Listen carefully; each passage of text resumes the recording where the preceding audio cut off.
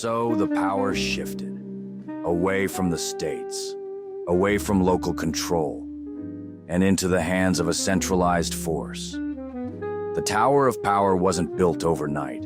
It was constructed over time through carefully planned legislation, financial restructuring, and political maneuvering. It was designed to control the flow of money, the laws that govern the people, and the very way we think about government itself. But there's one thing those in power fear most: awareness. Because once people begin to see the system for what it is, once they start asking the right questions, the foundation begins to shake. Why do we pay taxes to a system that doesn't serve us? Why is our money controlled by a private banking entity? Why has state sovereignty been eroded? These aren't just questions, they're the key to understanding. Throughout history, those who have challenged this system have been ridiculed, silenced, and in some cases, erased. But the truth remains. The facts are there for anyone willing to look. The Tower of Power stands tall, built on secrecy, deception, and control. But towers are not invincible. They can crumble. They can be exposed. The question is, are we ready to see the truth? To understand the tower, we must go back to the foundation of power and the slow, deliberate steps that brought us here. Money is the foundation of this Tower of Power. In 1773, Amschel Meyer Rothschild lays down the proposition of world control through central banking. Give me control of a nation's money, and I care not who makes the laws. His son, Nathan Rothschild, takes control of the Bank of England the day after the Battle of Waterloo. As control over money shaped the destiny of nations, another shift in influence was underway. On May 14, 1913, just one day after the adoption of the 17th Amendment, the Rockefeller Foundation was formally established in New York. Initially created to fund medical research and the performing arts, its reach quickly expanded. By 1922, the foundation had shifted its focus towards social sciences, funding projects that examined governance, public policy, and economic systems. These initiatives played a key role in shaping what would later be known as the New World Order philosophy, an ideology embraced by the League of Nations, which sought to unify international authority. Decades later, that vision would take form in the United Nations, an institution built on principles that continue to redefine national sovereignty and economic policy to this day. We hold these truths to be self-evident, that all men are created equal, that they are endowed by their Creator with certain unalienable rights, that among these are life, liberty, and pursuit of happiness, that to secure these rights, government are instituted among men, during their just powers from the consent of the government, that whenever any form of government becomes destructive to these ends, it is the right of the people to alter or abolish and to institute new government. I think they truly understand the destruction 1913 did to America. We have to look at the Constitution in proper context. Why was it created and who created it? First, why was it created? Well, that was laid out in the Declaration of Independence, a revolutionary document that recognized that our rights come from God, not from man, not from a document, not from the majority of voters, not from a king, not from a centralized power. Our rights come from God. They are unalienable. And it says, and to secure these rights, governments are instituted among men. That was the reason why government was created, was to protect our rights. And how do we do it? With the Constitution. Because remember, God created man, gave us dominion, did not give us dominion over other men. And it said, because our rights come from God, to protect those rights, these powers we had, that we, the people, have, are vested in a Congress, are vested in a executive branch, are vested in a judiciary. Who did they receive their delegated authority from? It was each state or each colony. So the states got together and said the Articles of Confederation are not doing enough. We need more guarantees. We need more structure to ensure our rights are protected. We the states are the parent. We're getting together. We are creating a child, a federal government. It all begins with the Constitution, originally written for the people, but something changed. Somewhere along the way, a subtle shift, but one that set the stage for a transformation that would impact every citizen of the United States. In 1871, a pivotal moment unfolded, the Act of 1871. A piece of legislation that restructured America, turning it into something new, a corporation, a legal entity separate from the people. So here we are on the Tower of Power, which really started about the 1871 Act, which I looked into. Again, was like, what's going on? Obviously, we understand what the amendments are. They weren't ratified. Get to the 17th Amendment. We talk about the Tower of Power, where the banks basically own us. A shift that few understood at the time, but one that laid the foundation for financial and governmental control that would extend for generations. Fast forward to 1913, another defining moment. The Federal Reserve Act was passed, creating a central banking system that was not owned by the American people, nor by the U.S. government. Instead, it was a private entity, controlled by the financial elites who already held the keys to global wealth. It started in secret. In 1909, a small group of bankers, financiers, and powerful politicians gathered at Jekyll Island, Georgia, away from public eyes, to craft a plan. The goal? To create a central banking system that could issue money, control interest rates, and ultimately manipulate the economy itself. By the time the Federal Reserve Act of 1913 became law, the groundwork was complete. Really, the agenda was hatched in 1909 here in, not far, in Jekyll Island, Georgia. There was a meeting with all the big bankers and prominent senators. And they hatched the formation of how they can get a central bank to become a permanent fixture within the government of the United States. On December 23rd, 1913, 2 days before Christmas, he signs the Federal Reserve Act into law. It had taken 131 years, 5 different attempts, undoubtedly a lot of labor and effort, but the central bankers had finally won. They now had their central bank and a perpetual charter. Our nation was fundamentally changed. By the time the Federal Reserve Act of 1913 became law, the groundwork was complete. The U.S. Treasury was no longer the sole issuer of money. Instead, the Federal Reserve, a private banking cartel, was now in charge.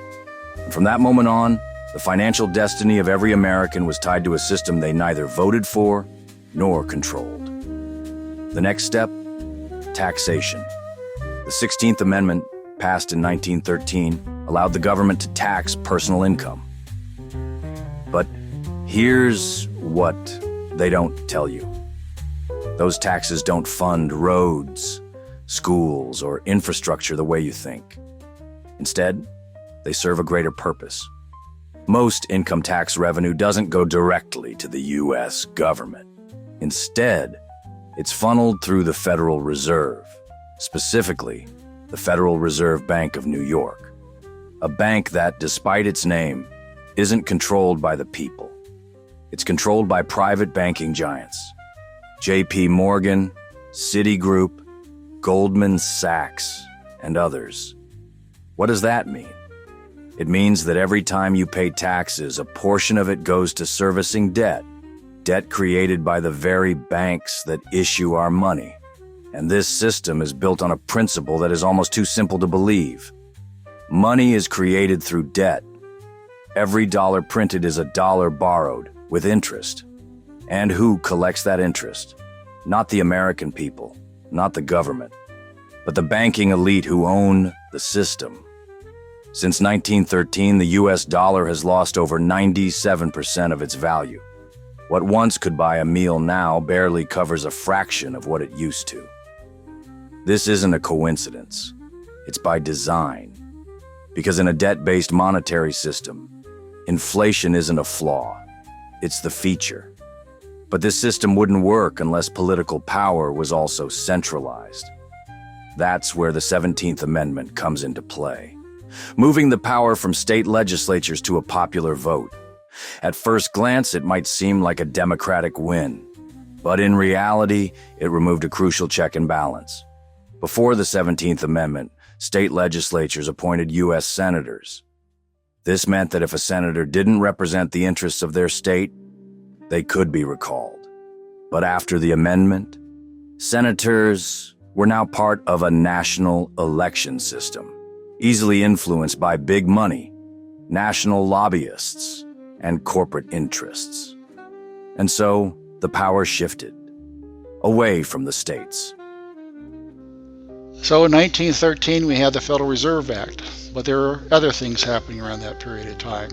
In fact, earlier that year, on February 3rd, the 16th Amendment was allegedly ratified by Secretary of State Philander Knox, for whom Fort Knox was later named. This allegedly creates the authority for the federal government to impose a federal income tax. Well, why do they have to have this amendment? And the answer is that in 1895, on April 8th, the Supreme Court ruled in a decision called Pollock versus Farmers that the federal government did not have the authority to impose a federal income tax, arguing that the power to tax is the power to destroy. Subsequent to the 16th Amendment, it was challenged, and in February 21st, 1916, the Supreme Court again rules in Stanton versus Baltic that the 16th Amendment creates no new powers of taxation. So if the federal government didn't have it to start, and this didn't give it to them, it gives the meaning to the question, do we have a voluntary or a mandatory federal income tax? This becomes the second aspect of the tower.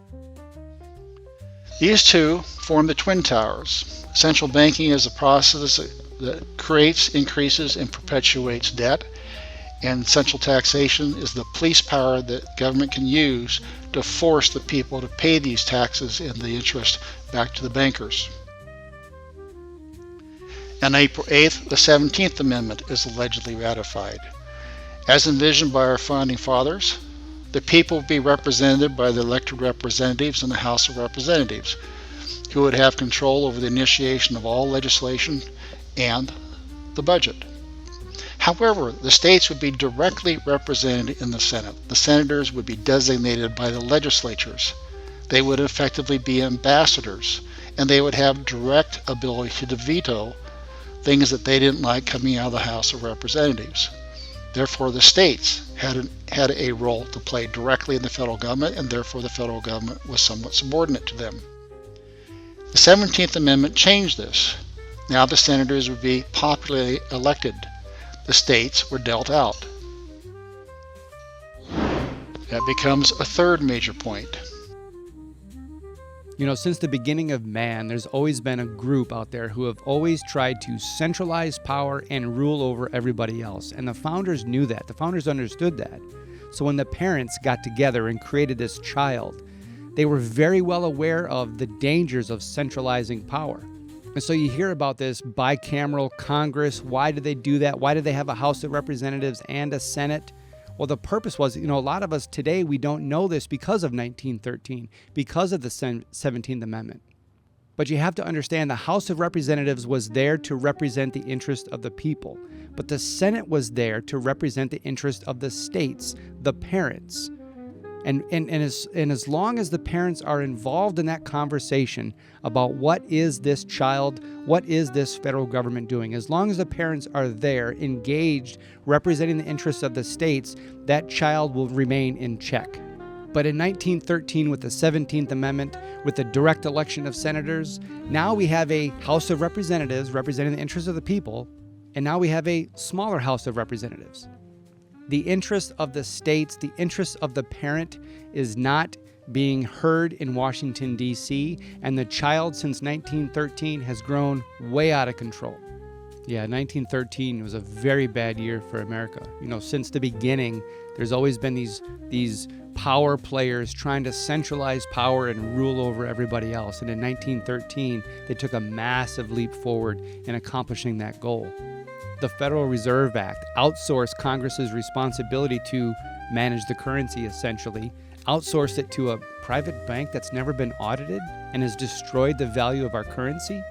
And then with the 16th Amendment, the direct taxation of people's income, you know, the states, again, they're supposed to be involved in that conversation and what happens in Washington, D.C., what happens with their child.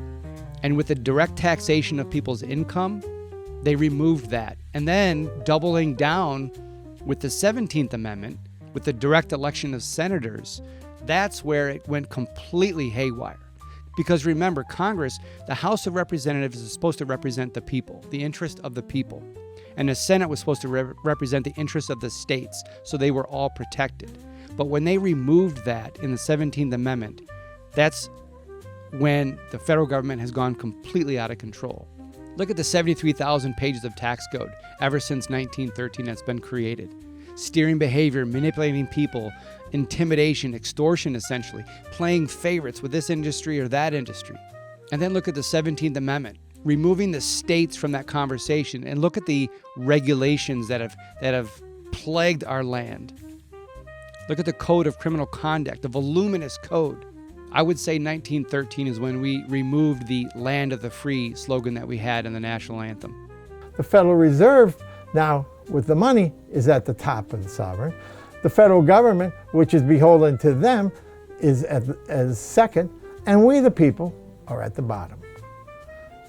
This is what's happened. And we need to get our state representation back by the elimination of the 17th Amendment. And then we can start going forward. The value of the dollar remains stable. If, however, the money supply grows faster than real wealth, the value of the currency declines. And because it does, prices go up in a process that we know as inflation. Now, most people think of inflation as an increase in prices, but this only describes the symptom, not the cause. A better way for people to understand inflation is that it's an increase in the money supply, which then devalues the currency, and because the currency is worth less, prices go up. A gallon of milk or a gallon of gasoline does not appreciate in value. It has constant real value. It is the value of the currency that declines. Money supply only happens when there's a debt to be funded, because that's what we have, the debt monetary system. That's what the Federal Reserve Bank is. Since 1913, since the start of this particular, or really since the start of time, since 1791 when the first bank charter, national bank charter was granted for a 20-year period, that the dollar has now dropped from $1 in value to, back in 2010 when he did the video, to 1.8 cents. Now, this is what happens. And in 2010, we had a national debt, I think it was about 15 trillion. Now it's 36 trillion. So with the creation of debt and the creation of money to fund these deficit spending that our Congress is creating, and there's no accounting for, what happens is it devalues your purchasing power of your dollar. And if it was in 2010, it was 1.8 cents. It's less than half of that now. It's not even worth 1 cent. And that's why everything costs more. They hold a static value, a static worth. Just like gold has a store of value just by itself. It doesn't go up or down. What happens is the vehicle we use to purchase that value, that has gone down because they've increased the money supply so high that now the value, it takes so many more of these dollars to buy the same thing. That's inflation. The love and the lust of money, that's dangerous. And that's what you have here. the love and the lust. I mean, the amount of money which is being exposed at this moment in time, which once you start, look, we're just scraping the surface and people are shocked. Return to a sound currency as envisioned by our founding fathers. We need to challenge the 16th Amendment. We needed to reverse the 17th Amendment and get the states' representation back in the Senate. And we will see that all these unfunded mandates and dictates coming from Washington will come to a quick end. We need to end New York's control of the communications. We need to shut down the Department of Education and return to local education, and we need to defund the United Nations. While these are our core objectives, we have to defend ourselves against other things that are currently attacking us. We must defend our right to keep and bear arms. We must defend the sovereignty of our country against the formation of a North American Union or the exchange conversion of our currency to an Amero or some kind of an international monetary system. And we must defend against illegal immigration. Get rid of we repeal the Federal Reserve Act, and we go back to sound money. Money that's printed by our own treasury. It could be a treasury certificate, and it can be redeemable for gold or silver or any portion thereof. But we go back to our own money that we pay no interest on that. We're borrowing from ourselves, so we don't have to pay interest. This is a violation of the Republican form of government guaranteed to the states that put that in the Constitution, and they were the very guys who proposed it. Fight. If we ever want to win this battle, you must shut down the Federal Reserve System. We're dealing with complete evil.